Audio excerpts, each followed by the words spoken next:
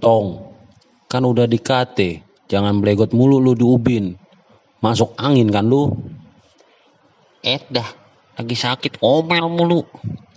Dablek banget lu. Ayo, siapa yang tahu artinya dablek?